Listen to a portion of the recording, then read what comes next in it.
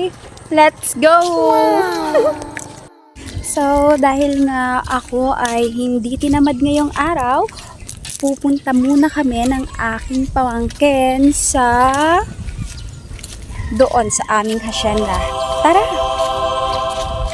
So, ayan, siya yung aking pamangkin. Ayaw magpakita kasi nahihiya daw siya. Fast forward na nga. So, ayan, malapit tayo sa Lagusan. Papuntang hacienda. So, ayan, nandito na nga tayo. So, dahil nga sa marami na rin yung nagpapatrabaho dito sa palayan, ayan, nagpapatubig na din sila kasi kailangan na kailangan. Hindi kasi gaanong umuulan dito. Oh, yun. So, yun nga, at may nagtatrabaho doon. Malayo pa tayo eh. Dito din kami nagtatrabaho. Oh, yan. Minamakina nila yung lupa. O, ayan nga, yung ibang palayan ay may tanim na rin. Okay, nandito na tayo. At yan na nga, at tuyo yung lupa. Oh, ayan. Oh, nagkaganda-gandahan na naman tayo dyan. Magkaka-superpower na naman tayo sa paglalakad. Oh, ayan, di ba? Oh, ang bilis maglakad. Sobrang ang init. Ayaw niya magpakita. Oh, wala na. So, ayan. Nandito pa nga tayo, naglalakad na sa gitna pa lang tayo. Parang lili pa rin na din ako ng aking buhok. Oh, wow! So, yun. Bilisan na natin. Oh, ayan. Di ba ang liit lang naman ang dinaraanan? Kaya nakakatakot. Baka bigla tayong malaglag. So, doon, marami daw dyan aso. Oh, di ba? Oh, pero wow, talaga ang ganda-ganda dito. Hindi siya makakasawang tignan. Parang ikaw.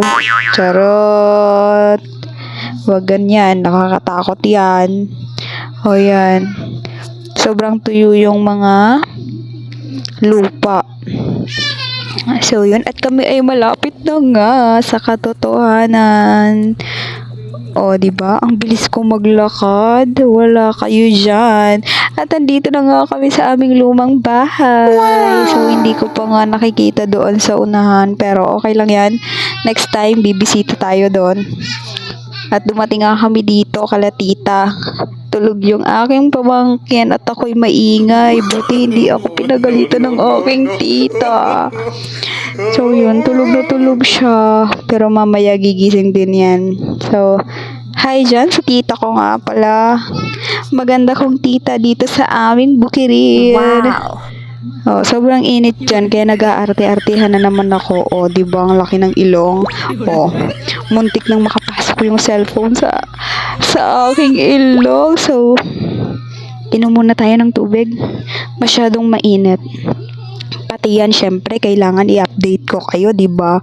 Baka mamatay ako dyan bigla, so hindi kayo updated. Sayang naman. Yan nga, oh. Oh, di ba? Wala akong hiya. Okay lang yan. Kailangan yan sa buhay. Kung wala kang hiya. Charot. Hindi lahat ng oras kailangan wala kang hiya, ah. Hindi pwede yun. Ngayon lang kasi, you know, may gift si Daddy M. Kailangan natin yun. Kailangan na kailangan.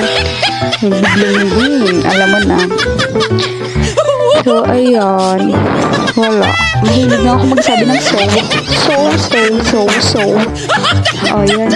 Para akong tanga. Yan, pinagbibideo ko lahat. Oh, para updated kayo sa buhay ko. Ano ba kayo? Kailangan nyo maging updated sa buhay ko. Yan lang yung magiging gawain nyo. Oh, charot lang ha. Baka maiyak ka na naman dyan. Joke lang din. So, ayan, may balon nga dyan. Pupunta tayo. Tingnan natin. 2 tao ata yung taas niyan. Ang lalim pala. Taas naman. Oh, yan. Diba? So, yun lang. Thank you.